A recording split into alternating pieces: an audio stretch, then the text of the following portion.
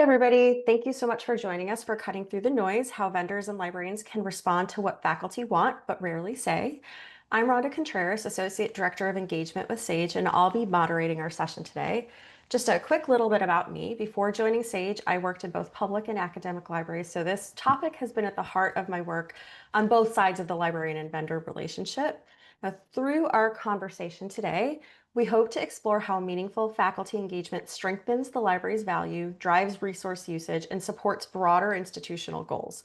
We'll share examples of what successful engagement looks like from multiple perspectives, what's working, where there are challenges, how librarians and vendors can collaborate to turn good work into meaningful action.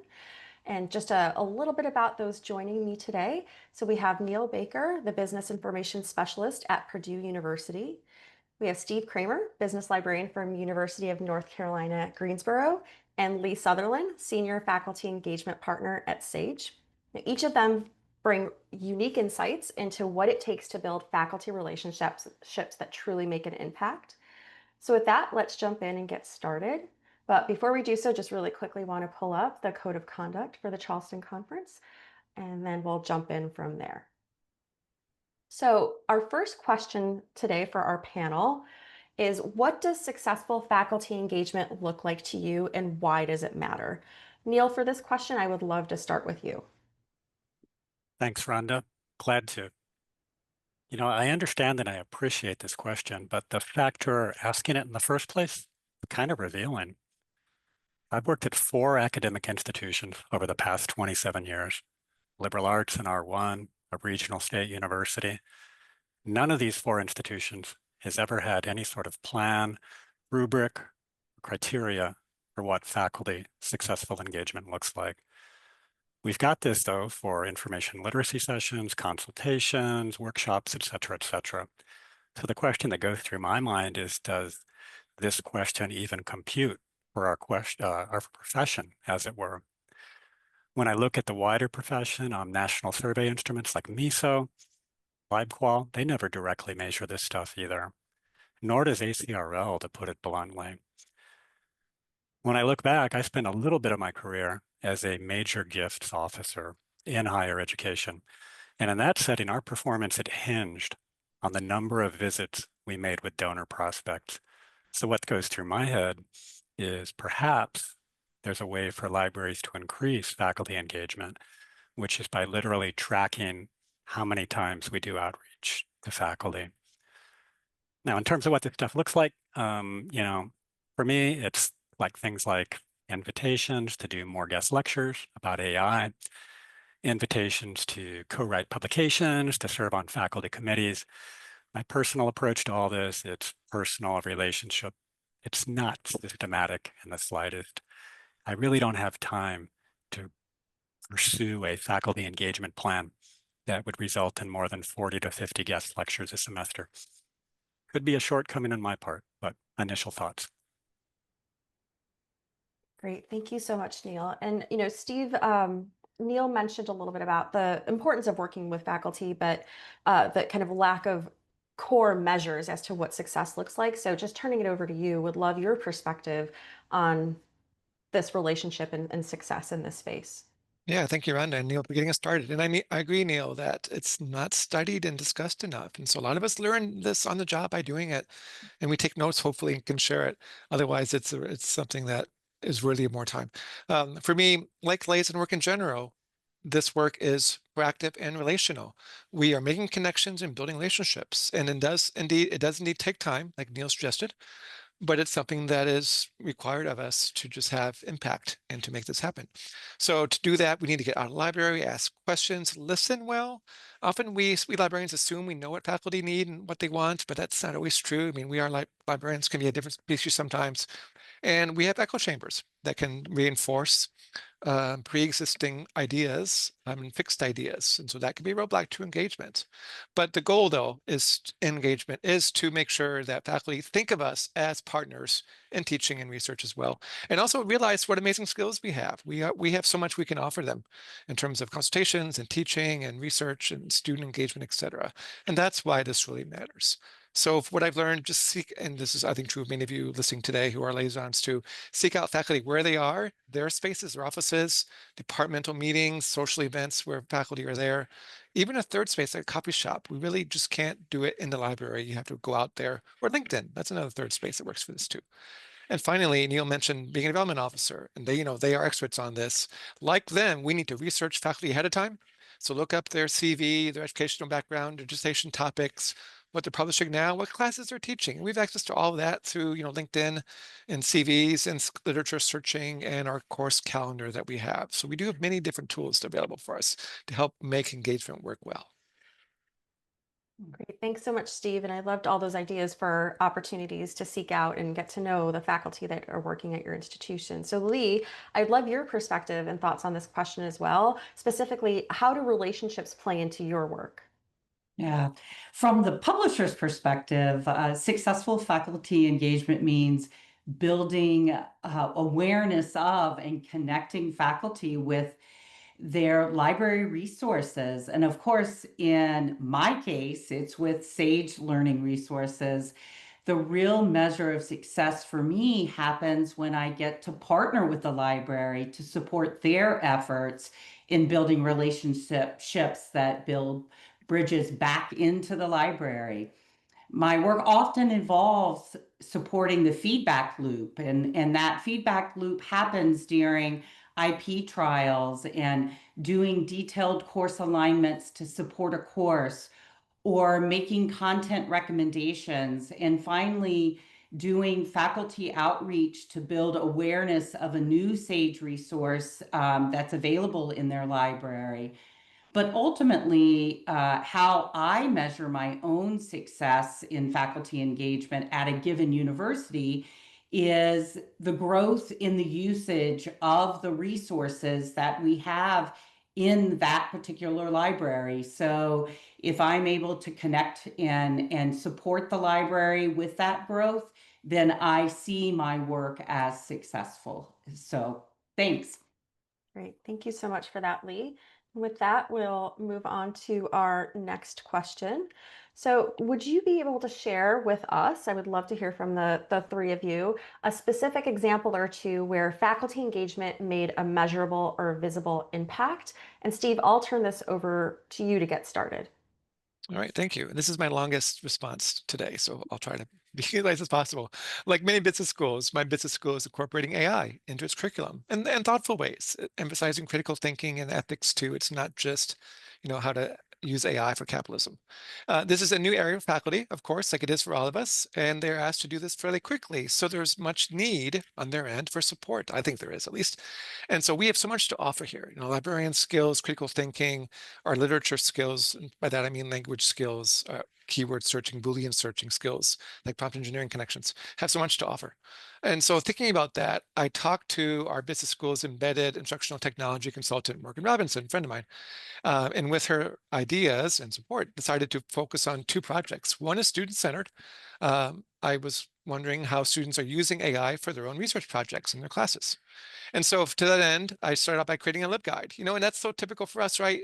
There's a problem, make a LibGuide. There's a fire going on. The answer, make a LibGuide. There's a joke about that. And my LibGuide featured prompt engineering as a topic, best practices, but also a library, a prompt library for very specific, common business school student research tasks, like one for marketing, one for corporate intelligence, et cetera. Among ethical things too. It wasn't just about prompt engineering. And I promoted this. And in process of having proactively, created this thing and shared it, I got requests back from faculty saying, I like this. And also, could you help us or help me from my class make a better AI-enabled research assignment? How can I better incorporate AI into this research assignment I want students to do?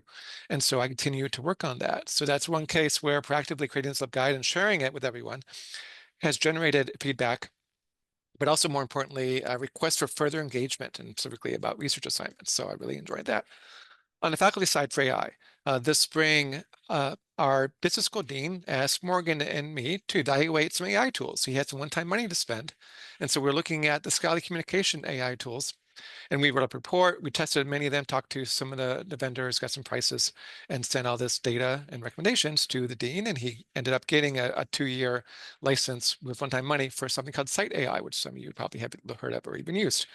And Morgan and I are now the admins for that subscription to Site and promoting it to faculty and students, just making sure they try it. And on Monday, a couple days ago, I recruited and moderated a panel of business professors about how they're using Site, what they like about it, what they don't like about it, how it compares to other tools, how other AI tools are useful or not. And it was just a very good, thoughtful, critical thinking discussion. And a lot of them were into it. They thought this is okay, but it's just another tool. It's not transformative. Anyway, the point was there was a lot of interesting, thoughtful feedback on that too. And in the process of doing this site work with Morgan and my other student, research-oriented work, I've gotten a very nice quote from the business school professor. I'm going to put into business school dean. I'm going to put into my annual report for the year, and actually is also going to the library annual report. He wrote, "The business school's integration of AI into its curriculum is considerably strengthened by our strategic partnership with the university libraries." A little bit later on, our library liaison, Steve Kramer, has been a vital partner in the school, and goes on from there. But it was a nice, just a testimonial about the value of my engagement with the school practically, I think, regarding both student research and faculty research in AI. So that's my story. Great. Those are wonderful examples. So thanks for sharing all those, Steve. And then Lee, from your perspective, I would love to hear on the publisher and vendor side, what are some success stories that you've seen? Oh, well, thanks. And Steve, it's always nice to get kudos like that. So, and my example actually involves a collaboration with Steve from this past summer. Steve was looking for a way to connect with multiple faculty members across several core curriculum and high enrollment courses as he introduced a large collection of new business resources from Sage. And the goal was to support faculty with course content from the library for fall 25 courses. So we had a limited time frame because we needed to get the project rolling and into faculty hands before they completed their fall syllabus. With the course description and syllabi in hand, I mapped and tailored content recommendations across 7 different Sage databases for 20 business courses. Once I completed this, I shared each individual course in a table format, along with a link to tutorial videos for each of those databases. Steve, in turn, created an email campaign for each of those course areas out to teaching faculty. I'll let Steve share more about the feedback that he received and how he's going to measure the impact of that kind of faculty engagement with the business school faculty that he reached out to. So, Steve? Yeah, thank you, Lee. In the process, I ended up contacting about 75 faculty members, which is maybe 3/4 of our business school faculty. Some of them more than one message because they're teaching more than one class for which Sage has useful content that we were promoting. And we were promoting other content too, but Sage was indeed the feature part of the emails. And a lot of good responses back from them. Quotes I saved, of course, because I think that's something we need to do. Right, Neil, is have testimonies and evidence of success and evidence of engagement with our faculty. What I thought was interesting was that it wasn't just, "Thank you, this is great for my class," but for example, an econ professor wrote, "Thanks, Steve, we'll take a look. Some of these materials seem relevant for this other class, Eco 350 as well. Have a great week." And so they were thinking about other applications of it too. And so that's really key, right? It's not just, "Thank you, this is great," and reply, file away the email and you're done. But they're thinking about other applications of this information or related things that could work with other classes. Or one case, another econ professor, another class that she's developing. So, by the way, she's been developing this class, Eco 360. I'm looking at my notes. Eco 361, applied policy methods. What else can we do for it? Can you help me with this? And so that was great too. And the other value for this, as Lee knows, is that it enabled me to reach out to faculty I often don't talk to. Most of my work is with marketing, entrepreneurship, and some management sections because they often do data-centered work and we have resources and I have skills in those areas. I don't do as much with accounting or economics or supply chain, but the Sage content was valuable for all those departments. And so I was able to happily to have useful, customized with Lee's, much to Lee's credit, content for these classes. And in terms of measurement, we can, of course, look at stats. We'll see if our Sagescription usage is going up. If we can get some, unit level analysis, like what cases or what videos or what student success documents are getting looked at the most, that would be interesting too. But at least we can track usage. And this should be an ongoing thing. We will do this every year, whether it's as new content comes available and as new professors come online to teach a class, and as there's new classes as well. So I think this is going to be an ongoing project. Lee, was that a good follow-up? Oh, absolutely. Okay. And it is the interesting thing is I've been able to take, because these courses are repeatable courses at other institutions. Once I finished doing this project for your institution, I've been able to lift and reuse what I worked on with you in other institutions. So it wasn't a one and done. It was repeatable on my end as well. So that was good. Great, thank you both. And I especially appreciate the insight into kind of the ripple effects, right? Like Steve, you shared like that one email has a professor thinking about another course that can get you a connection to maybe her colleagues in that discipline and so on. So really great examples. And then Neil, I would love to wrap this question up with you. So where have you seen impact as a result of faculty engagement? Yeah, I'll give 3 quick examples, but first of all, a shout out to Lee and Steve. What a collaboration. And Lee, let's maybe talk about that at Purdue, okay? If you're ready to go, I think we are too. So, all right, 3 examples. First of all, a small liberal arts college just showing up at a faculty retreat. By showing up at a faculty retreat, it provided some insights that led to an idea. And that idea led to a pitch to senior administrators, including the president of the college. And this resulted in me getting on a plane with a development officer and going down to meet with a major donor. The result was a longstanding program now at the college run by librarians for first generation students. Students enroll in an information literacy course every fall semester. And then the culmination at the end of their first year is they go on an off-campus program in another country run by librarians.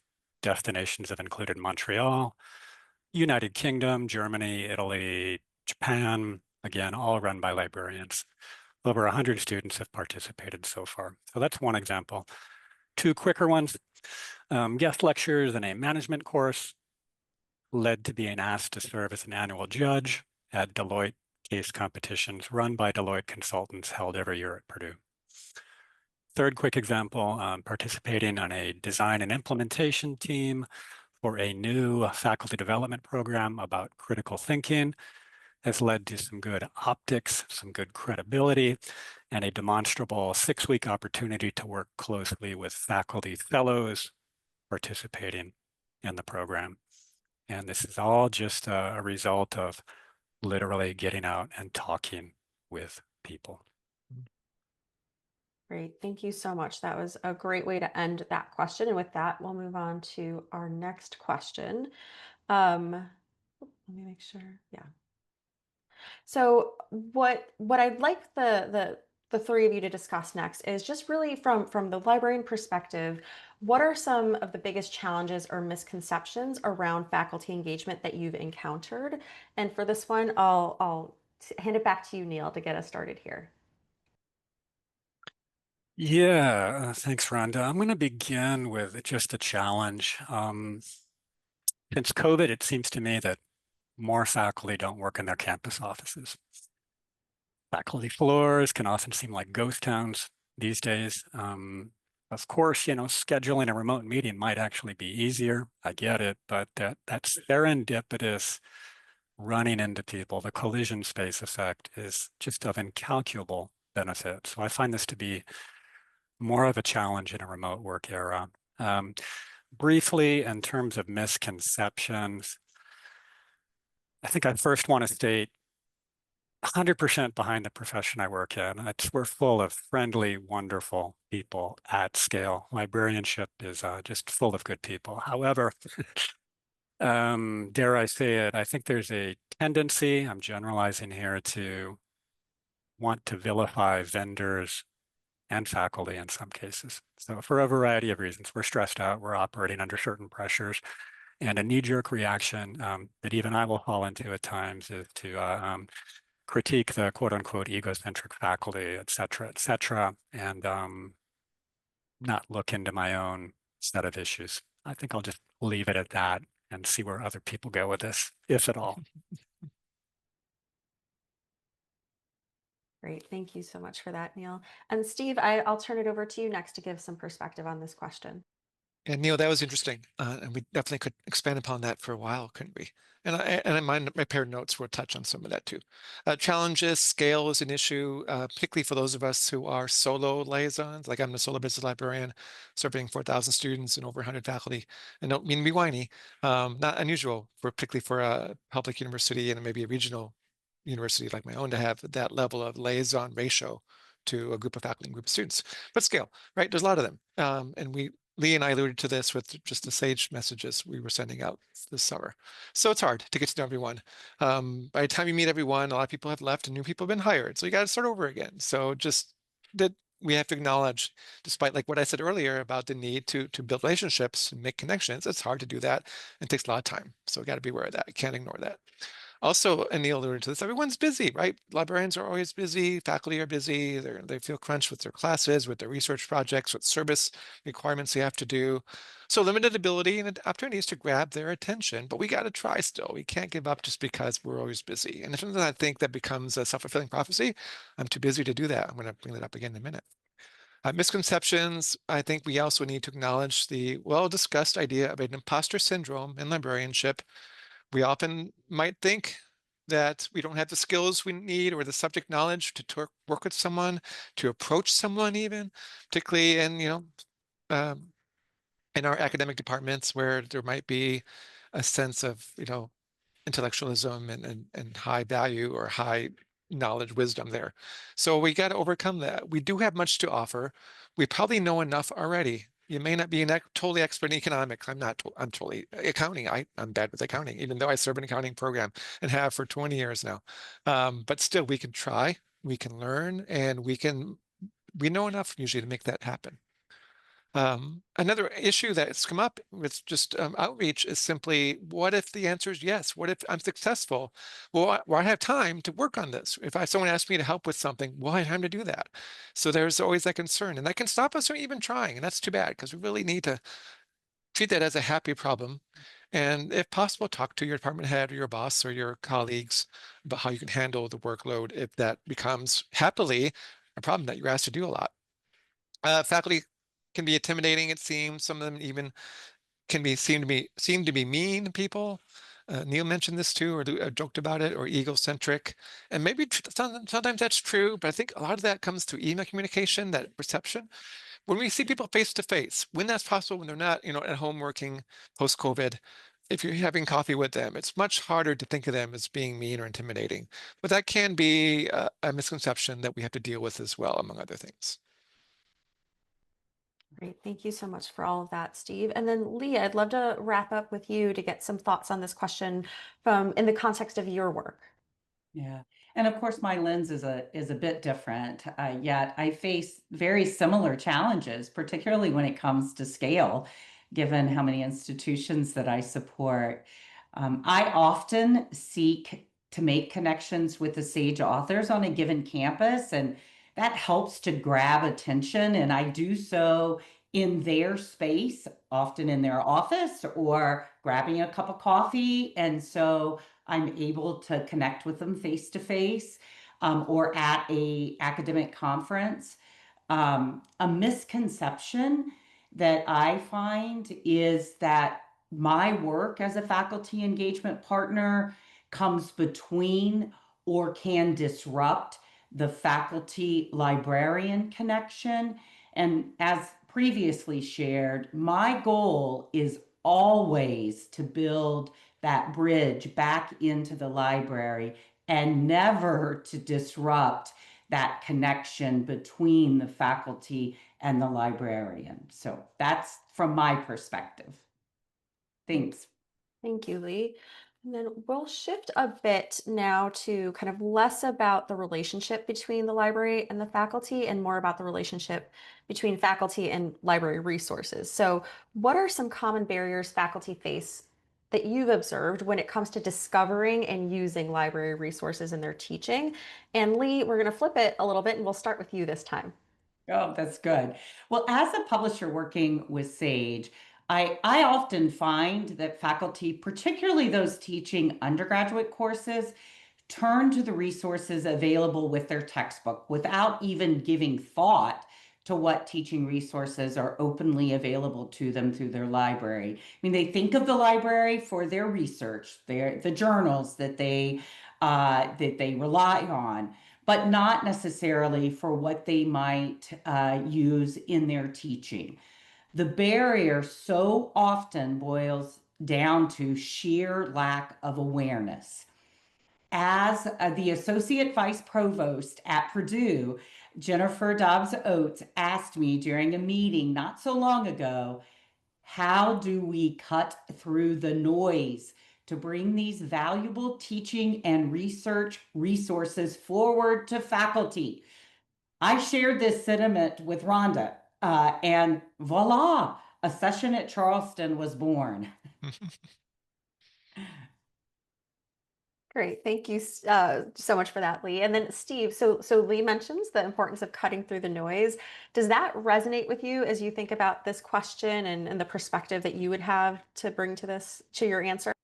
Yeah, it does. I'm going to rephrase it just a little way. We often suffer from a tyranny of choice. I think everyone recognizes that. You look at a website for a library, the catalog, or a LibGuide for a subject or some other LibGuide kind of system, and there's so much on it. Where do you get started? What's the best source to use? You have 6 databases for this topic. You have 7 for this topic.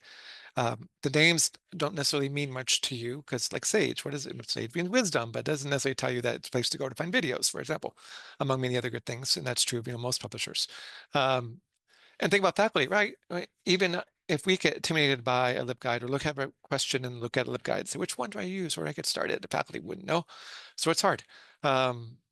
And likewise, I alluded to LibGuides. We use them maybe too much because faculty and students are often only using or primarily using their classroom management software system like Canvas or Blackboard.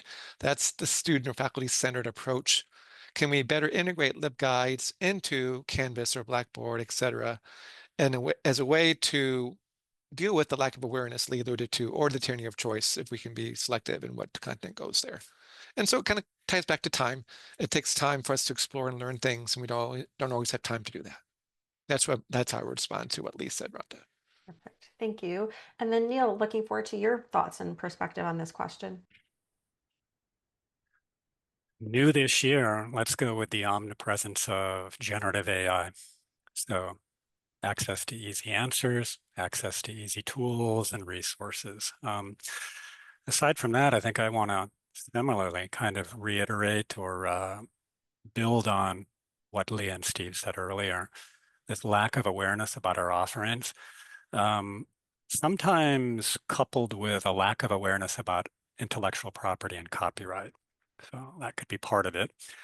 The reliance on courseware-driven classes that include curated resources. I think Lee teed that up quite nicely. Speaking candidly and getting into where Steve was, library websites are overwhelming. When I look at the stuff I put out with the platforms I have access to, these are difficult. Candidly, maybe just one other thing to consider too, is that many undergraduate resource classes, they don't need our resources, arguably, okay, or at least the way they're currently taught. Maybe that will change with AI in the classroom, but this resolute focus on certain types of content can often preclude library participation for better and for worse. Thanks so much for that, Neil. And then just our last question for our panel today. So I'll start with you, Steve. How can libraries and publishers work together more effectively to overcome barriers, better support faculty, and turn the engagement that you're doing into more meaningful action? Yeah, this is a great question, Rhonda, and more relevant than ever now. Neil alluded earlier to, I'm going to paraphrase you, Neil, sorry, some disappointing and negative librarian mindsets we all, including me, sometimes have, including how we deal with vendors. And the knee-jerk default, narrow-minded, and sorry, I'm being negative here, but I'll be positive in a second, I promise. I'll switch it up. Perspective is that there's a customer and there's a seller, and it's a transactional interaction, and that's where it stops. No, the best here, positive territory now. The best relationship between the library and the vendor, publisher, etc., is as partners who support each other and therefore support, in the case of libraries, the patrons we're serving. So, for example, vendors can help libraries, of course, understand the content that we're buying from those vendors. And we love it when vendors are willing to do that. I mean, yes, we need to take care of negotiating the price and the licensing, et cetera, turning it on, taking care of authentication, et cetera. But to go beyond that and discuss, so here's content we have, here's what's new this year or this month, here's how faculty might be using it or students might be enjoying it. That content that's a partnership communication really helps us to get where we need to be. And so likewise, when we librarians can share with vendors and publishers what the faculty needs are and students as well. And likewise, you all vendors, like particularly the publishing side, where you talk directly to content providers, authors, that can help us too. So if there's communication between the two parties about what we know about what faculty needs are, that really helps us. And so building trust is really important. And yes, we now mostly talk to each other through Zoom and Teams and email. And that's important and that's great, and that we have this accessibility. But also, frankly, it really helps when you see people face to face to build that trust and get to working to a partnership level. And so vendors, we librarians see at conferences, whether it's national or regional, there are a lot of regional conferences, and particularly in business librarianship now, and build connections and not just see each other across the exhibit hall booth where vendors are often, banished to this room and to this booth every hour the conference exists. The best conferences or activities are when you get out of that space into, engagement, like Charleston does pretty well when we're sitting and talking to each other. That really helps. So generally, we need to build trust. We need to share information and help support each other, and not as opposed to more of a transactional and adversarial relationships.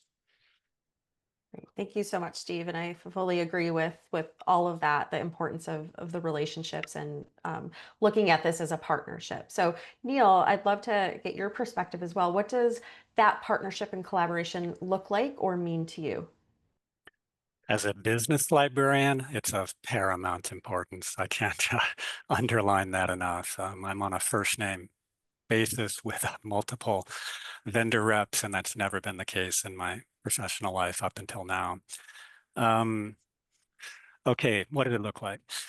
These days, especially with generative AI, I think vendors and librarians working together to help educate faculty and students about paywall content and why paywall content matters and what off-the-shelf LLMs can reach and what they can't. Okay. Related to that, some mutual, some tactical, political ad hoc solutions so we can achieve some targeted faculty research wins. One-off arrangements that might lead to then contractual arrangements down the road between institutions and vendor products at scale, going beyond faculty research. But this initial sort of win can lead to a beachhead, I think, for vendors, and then help us to be able to get a funding argument to buy things. Other ways, joint presentations between librarians and vendor reps about specialized products during guest lectures. Students tend to love that on the rare occasions I've tried that. Most important, bigger picture, and I don't want to bring the room down here, but awareness of what I would perceive to be a shared existential crisis related to funding, related to wider forces, related to the challenges and opportunities vis-a-vis AI. So recognition and affirmation that we exist in symbiosis and that we need a better financial compact as budgetary pressures escalate. I'm an imposter here. I don't know what that looks like. I know we're all facing pressures, but nonetheless, I think more and more we need to be acting together to survive and thrive. Thank you so much. Oh, yeah, thank you so much, Neil, for those important points. And then Lee, I'd love for you to bring us home on this one. What does that collaboration look like and mean to you? And I've been in higher ed now for 4 decades. I'm in my 41st year. And what I would say is that librarians and publishers and faculty at our core have the same mission. We're all trying to build bridges to knowledge. We're all, in our own ways, playing a vital role and have a shared commitment to educating the next generation. And I truly believe that we will be able to collaborate more effectively by committing to that open, honest communication, building the trust that Steve and Neil talked about, building mutual respect for the roles that each of us play in this ecosystem, and supporting one another as we go through this time of unknown and come out on the other side in a better place. So thank you for joining us today. And thank you, Rhonda, for bringing us all together.